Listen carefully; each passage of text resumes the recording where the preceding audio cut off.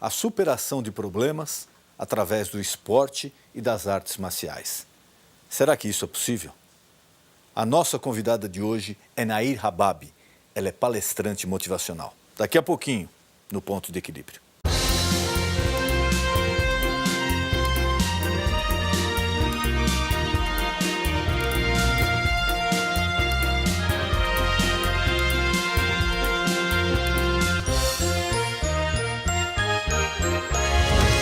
Você sabe o que é depressão?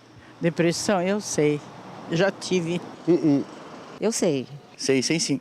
Tem ideia? E você já teve ou conhece alguém que já teve depressão? Não, acho que nunca tive, não. Não assim, nada profundo, mas eu já tive. Eu tenho depressão também. A minha mãe tem depressão. Eu já tive pânico e minha mãe tem depressão. Eu já conheci alguém e eu, graças a Deus, não tenho. Você sabia que a pessoa que tem depressão perde o ânimo de sair e não consegue fazer quase nada? Eu sei. Sei. Por experiência própria, quando eu tive pânico, eu não conseguia sair nem pé na padaria, entendeu? Sim. Não, também não cheguei nesse ponto aí. Isso eu sei, realmente eu sei. Você acha que o esporte pode ajudar na luta contra a depressão? Pode sim. O esporte, além de te dar um alto ânimo, te dá mais segurança, entendeu? Sem dúvida, é uma saída. Pode ajudar muito. O esporte é bom para tudo, né? Claro que sim, realmente melhora bastante, né? Eu acho que é fundamental o esporte. Lutando contra a depressão é o tema que o pastor Denis Munhoz e seu convidado abordarão no programa de hoje. Não perca! Nair Habab é advogada, mas atualmente se dedica a treinar boxe, muay thai, jiu-jitsu e krav maga. Nair Habab acredita que é possível equilibrar corpo e mente por intermédio destas atividades físicas. Muito boa noite, meu amigo, minha amiga. O nosso encontro de final de noite. Programa Ponto de Equilíbrio. Agora você está vendo o nosso endereço no YouTube. Você acessando esse endereço, você encontra todos os programas já veiculados. Eu estou lembrando isso porque às vezes as pessoas estão entrando em contato, querendo saber como é que eu faço para assistir tal programa, eu perdi, eu gostaria de assistir novamente. Nesse canal que você está vendo agora na sua tela do YouTube, todos os programas já exibidos estão à sua disposição. Ele é atualizado semanalmente. O programa é sempre feito pensando em você. E nessa noite é com imenso prazer que recebemos Nair Habab. Ela é palestrante motivacional. Nair, obrigado por ter aceito o convite, é um prazer recebê-la aqui. E eu que agradeço a oportunidade. A gente batia um papinho antes aqui, você me falava a respeito, né, de como foi o início da sua vida, os caminhos que você teve que tomar, que você acabou às vezes indo por um motivo, mas acabou encontrando outro. Eu queria que você passasse um pouquinho, não só a parte das lutas que você enfrentou, as lutas aí nos dois sentidos, mas de como surgiu essa força para superar os problemas. Bom, primeiramente eu tive uma depressão muito grave, né? E eu não sabia o que estava acontecendo na verdade. E então eu sofri muito com isso, porque até você também ter a coragem de aceitar que você está passando por uma depressão demora bastante. E aí eu comecei a tomar medicação, né? Procurei um médico. E que foi o que me tirou, a princípio, lá do fundo do poço mesmo, porque eu não saía de casa mais, eu só ficava trancada no meu quarto, tudo escuro, chorando, sem motivos, basicamente, né? Não tinha motivo específico para isso? Nada. Então eu consegui sair disso, só que foram basicamente 5 anos, né, entre tomar as medicações e aí elas não fazem mais efeito após um tempo, aí você tem que aumentar a dose, aí você chega no limite, aí tem que trocar o remédio. É porque o organismo vai criando resistência. Exato. E aí, e os efeitos colaterais também, que a nova medicação causa. Então, eu tinha, assim, picos de muita felicidade, de estar muito feliz demais, ou então uma pedra, né? Não senti nada. O filme mais triste do mundo não chora, não acontece nada. E eu comecei a perceber que isso não estava me fazendo bem, né? Era como se eu tivesse uma bengala a vida inteira, né?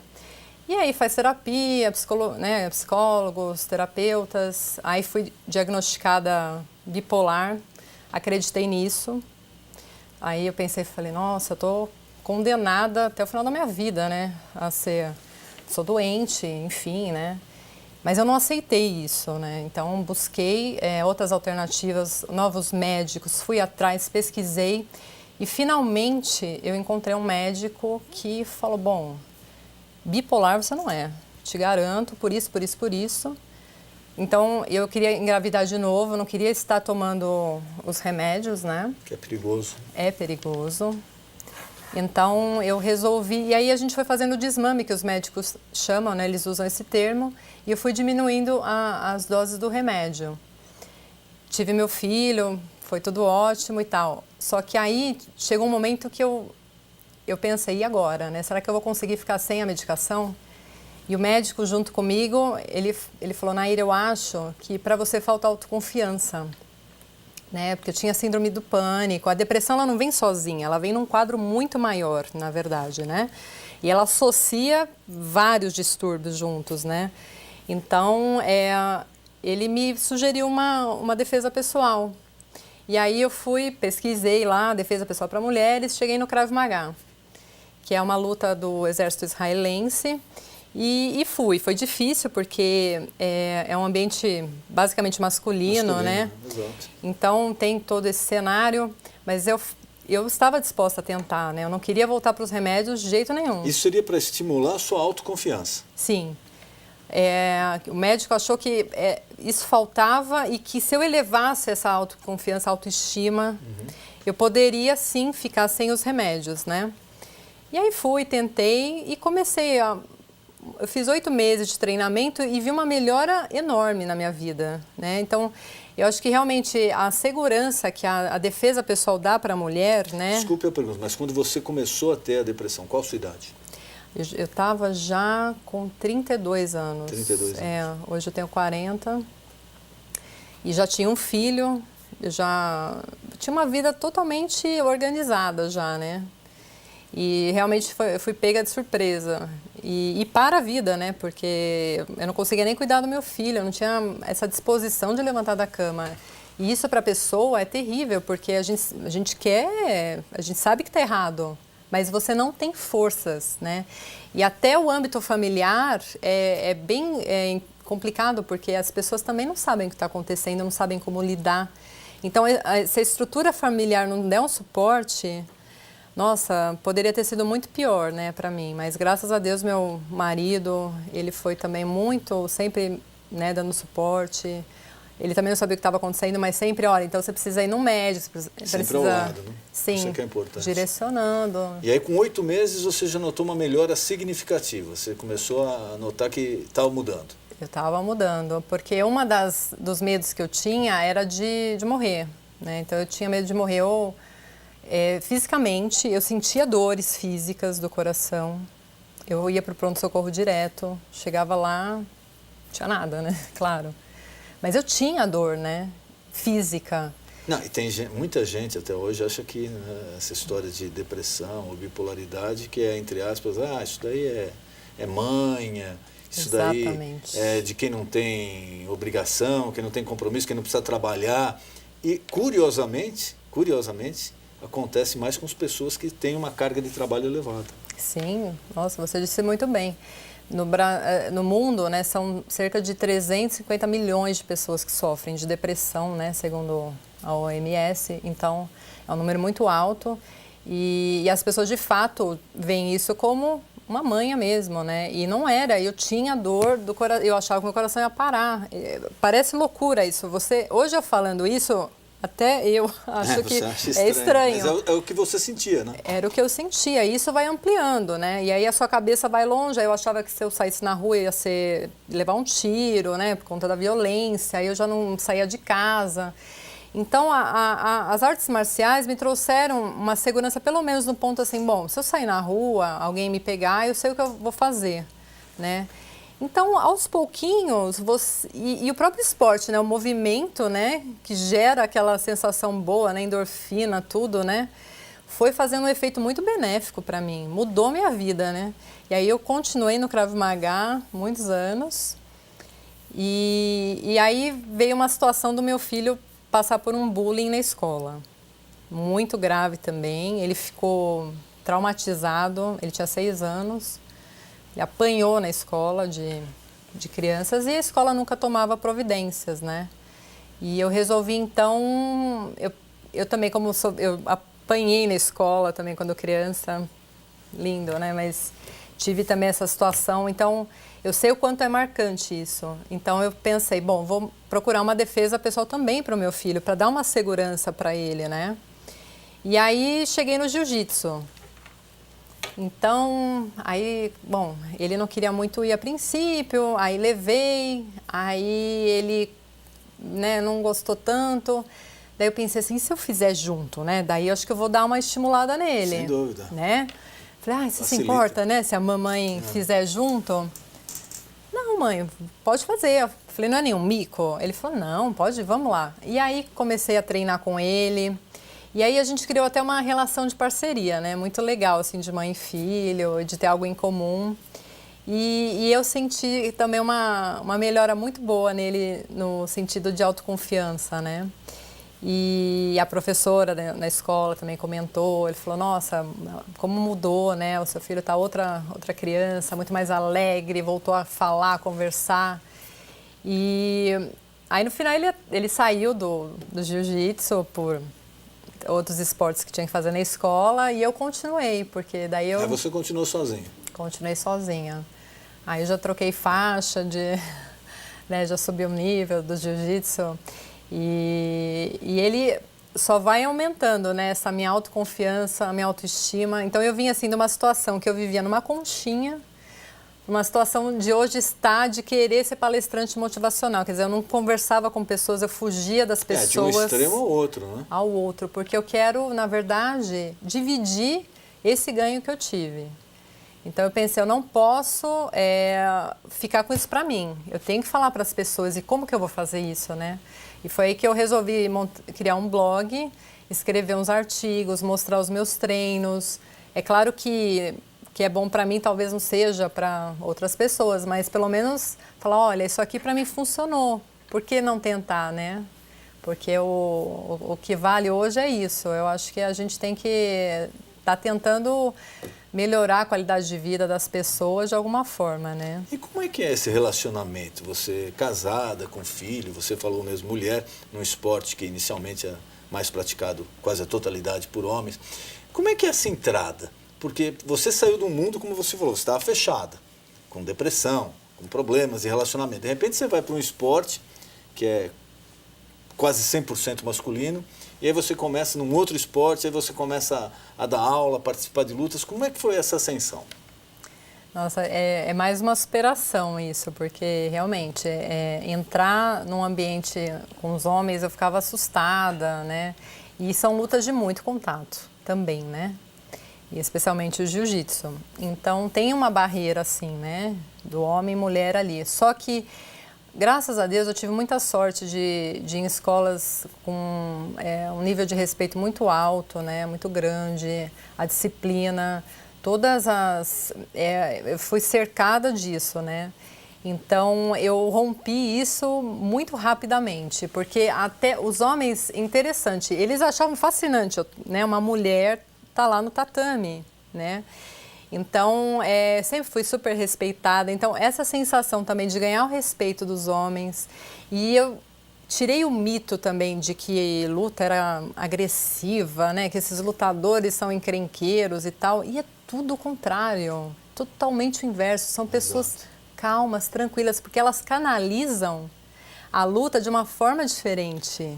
Então, mas eu acho que esse paradigma que a gente enfrenta aqui, quando você fala de luta, o primeiro reflexo que a maioria da população tem, isso daí é esporte violento, isso daí é esporte para quem quer brigar, quem quer quebrar tudo. E todas as pessoas que eu entrevistei aqui, judô, karatê, jiu-jitsu, inclusive teve aqui professores e árbitros também de MMA, UFC. E você sente no relacionamento que eles realmente olham a luta, a arte marcial, com outra visão, com outra finalidade, não simplesmente da violência. Sim. Eles pregam totalmente o inverso, né? Então, por exemplo, os professores pedem que você está numa situação de conflito, o ideal é sair. Você não, né? É a primeira providência. Evitar. É evitar. Né? E é o que eu faço hoje, porque de fato, né? Eu me tornei muito mais tranquila depois que eu comecei a fazer as artes marciais. Então, não é que eu vou lá, treino para, né, sair arrumando algum tipo de confusão, né? Muito pelo contrário. eu já me afasto e vou embora. Eu não entro em discussões. Porque tinha aquela imagem do bad boy, principalmente associado ao jiu-jitsu, né? Que sim. saía para arranjar briga, e encontrava com outro lutador, queriam brigar na rua. Isso daí praticamente acabou. Hoje em dia, pelo menos não se tem mais notícia disso. São fatos muito isolados quando acontecem, né? Que eu ouço falar. Mas realmente tinha muito mais antes, porque eles tinham se dividiam, né? O jiu-jitsu ele foi dividido, então isso causava assim esses conflitos, né? Mas hoje não. Nossa, o meu professor de jiu-jitsu parece um monge, assim, de tão calmo, de tão pacífico. Então e é um ambiente muito gostoso, porque é todo mundo ali com kimono igual. Me dá uma paz isso, né, de ver, você não sabe quem tem a roupa X, não, tá todo mundo igual, voltados para o mesmo propósito, e eu comecei a perceber que o jiu-jitsu e as artes marciais em si, elas têm uma filosofia por trás, né, isso é milenar, né, então é totalmente oposto. A hierarquia, né, que é muito importante. No judô isso daí é muito importante, também no karatê. Eles respeitam muito os mais velhos, né, os professores, como se portar diante deles. Eu acho que realmente isso daí influencia até na criação da pessoa, né, porque ela recebe informações boas, né, filosofias de vida produtivas. Respeito ao mais velho, aos pais, aos parentes, ao próximo. Ao próximo, exatamente. Por isso que eu acho muito importante, né, colocar as crianças já, né, nas modalidades, porque vai formando também o caráter, né. Então você falou da luta israelense, desculpe... Krav Maga. Krav Maga, você falou do jiu-jitsu, você mencionou também em algum momento o boxe. Ai, foi. Então, boxe eu fico um pouquinho mais à vontade para falar, que eu fiz boxe também. Quando era novo eu fiz. Mas não existia essa... Como eu vou te dizer, no boxe, pelo menos naquela época, isso a gente está falando em termos de 35, 40 anos atrás, não existia então aquela... era uma competição mesmo, te preparava para a luta. Como é que foi a mulher no boxe? É interessante que é muito famoso entre as mulheres, né? O boxe e o Muay Thai especialmente, né? O boxe, eu queria emagrecer, foi uma época que meu filho tinha nascido, o segundo filho, eu não perdia peso e eu caí muito por acaso no boxe também, numa aula lá no clube. Mas também, o primeiro dia que eu passei na sala só tinha homem. Hoje eu não sei como embora, tá, né? mas um tempo atrás era 100%. Eu pensei, bom, daí passei reto. Aí, dias depois, eu fui tentar de novo. Aí, quando eu estava indo embora, o professor me viu, foi lá na porta e me chamou. Falou, não, entra aí. E foi a sorte, porque daí eu entrei, fiz uma aula e não parei mais. E o boxe também é fascinante, né? Mas você chegou a lutar mesmo, ter o contato? Ou foi só treinamento? Não, só treinos. Só o treino? Só treinos. Olha, pensei muito em fazer, porque, nossa, é apaixonante, né? De maneira geral. Mas aí eu pensei, falei, não, calma, vamos... Porque realmente, aí fica mais complicado, até por uma diferença de estatura, de peso. Até minha idade, exato, né? Eu falei, não, gente, calma, já tá com quase 40 aí, vamos mais devagar, né? Quebra alguma coisa, aí faz como?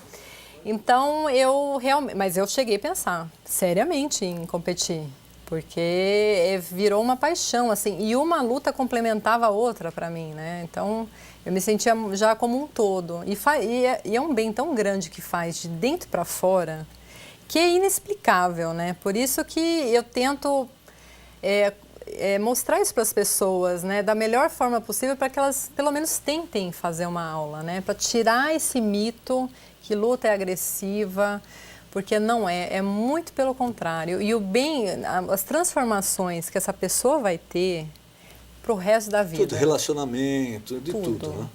Tudo. Você falou que foi muito respeitada, muito bem acolhida entre os homens. E com as mulheres? Às vezes causava espanto, olha, mas pô, uma mulher fazendo jiu-jitsu, boxe, as outras mulheres chegavam a comentar com você? Não, normalmente não, mas assim, nós sentimos assim que somos minoria, né? Mas existe esse preconceito inverso? Porque às vezes acontece isso, você é muito bem recebida pelos homens, como você falou, mas as próprias mulheres olham e falam, poxa, mas aqui não tinha outra coisa para lutar, foi fazer justo isso onde só tem homem. Não existe esse preconceito inverso? Eu não senti muito, no jiu-jitsu um pouco, por causa das competidoras, porque elas levam tão a sério que eu acho que elas têm um pouco de receio de eu estar entrando só por diversão, né? Mas depois, quando elas percebem que eu realmente estou, que eu gosto, que eu sou, né, assídua, que eu respeito e frequento, aí muda um pouco. Mas realmente, a mulher com a mulher é um pouco, às vezes, mais complicado do que a mulher com o homem. Verdade. Mas já o Muay Thai não, é uma luta, basicamente, hoje só a mulher faz, né? Que elas amam porque queima caloria, então tem uma mídia muito grande em cima do Muay Thai, né? Por conta de perda calórica. E então eu chego nas aulas, nas academias, está lotado de mulher, assim, então é super gostoso, né? Nunca senti nada engraçado, assim, eu acho que o preconceito maior era meu comigo mesma no começo, né? E depois você vai vendo que não é nada disso e vai ficando uma delícia e você vai só se apaixonando. E as pessoas que notaram essa diferença, essa transformação? Quando você falava, não, eu comecei a me sentir bem quando eu parti para uma arte marcial, para uma luta, as pessoas achavam estranho isso daí? Ai, sim. As minhas amigas do meu círculo, né? Ai, mas é perigoso. Ai, mas é violento. Ai, né? Aqueles cuidados todos. Então, é engraçado, porque realmente tem essa coisa do jiu-jitsu, especialmente, né? Quando eu contava para as pessoas, assim. Lógico. Então, parece falar, nossa, no que ela está se metendo, né? É difícil falar, né, do jiu-jitsu, as pessoas não entendem. Então, por isso que eu comecei a filmar. Então, eu tenho no meu site vários vídeos. Aí você olha, não é bem assim. Olha como é tranquilo, né? Então, lá tem os treininhos que eu faço com kimono, sem kimono, né? Porque o sem kimono eu gosto porque é mais uma luta real mesmo, né? Se eu precisar... Espero não precisar, mas... Enfim, se eu precisar usar... É defesa, né? Saber, né, como é. Porque aí, o kimono tem a pegada de lapela aqui, né? É diferente. E na rua, o agressor não vai estar lá de kimono para... né? Então, eu fazia também sem kimono. Mas eu mostro muito, assim, sabe, passo a passo, o quanto é importante a escolha da academia, do professor, né? Porque mais o professor, porque a academia reflete, na verdade, a filosofia deles, teve né? Uma proliferação aí meio perigosa, né? Que inclusive foram fechadas algumas academias, pessoas que se intitulavam professores não eram professores, estavam mais preocupados só em vender substâncias para aumentar músculo, aquele negócio, e parece que agora está mais regulamentado, pelo menos a gente sente isso, né? Por isso a importância mesmo de pesquisar. Eu pesquiso muito antes, faço aula experimental, procuro saber, converso com as pessoas das academias. Eu troquei várias vezes de academias por motivos diferentes, né? Ou porque era muito longe, enfim, da minha casa, pela logística, mas sempre pesquisando muito, mas graças a Deus tive muita sorte de pegar pessoas, né, de bem, que realmente estão interessadas no crescimento, né, pessoal dos alunos, o que é difícil de fato, né? E o seu marido, ele é ligado a artes marciais também? Ou participou com você, ou já tinha conhecimento, já praticava? Nunca. Não? Então, assim, foi... Nossa, é engraçado, ele sempre me apoiou, mas eu fico pensando, será que se fosse o inverso eu ia deixar? Porque, assim, realmente, né, ver a mulher lá, né, a gente tá ali no meio da luta, enfim, é muito próximo. O jiu-jitsu realmente, seria mais fácil de entender se ele praticasse, tudo aí realmente fica mais fácil, né? Seria mais fácil.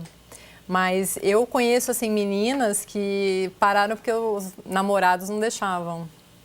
E não existe uma academia específica, por exemplo, você praticar só com mulher, não ter esse contato direto com o homem?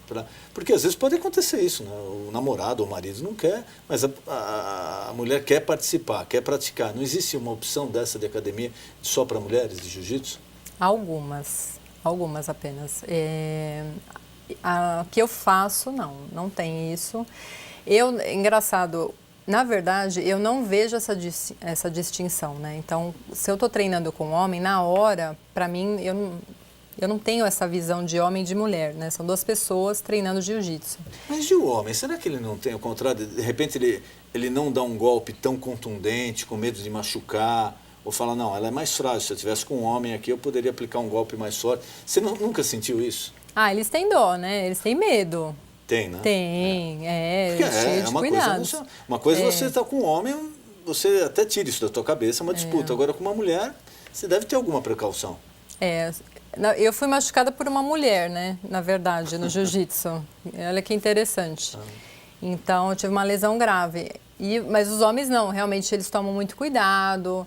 Então, eu incorporei essa postura, né? Eu acho que tudo depende da postura da mulher lá, de na hora, não permite nada. Isso não é só no jiu-jitsu, é no trabalho, em qualquer outro lugar, né? Eu acho que cabe a nós, temos nossa postura, a gente está lá para treinar, se perceber que tem alguma coisa que não está dando certo, que tem alguém confundindo, pega, troca, não é? A minha pergunta é até mais o seguinte, de repente, não dessa confusão, mas se ele fosse te aplicar algum golpe com uma força que ele aplicaria num homem, se ele reduziria?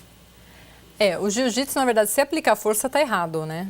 Então, ele é chamado de arte suave, justamente pelos golpes serem realmente técnica pura. O uso de força no jiu-jitsu significa que você está fazendo errado.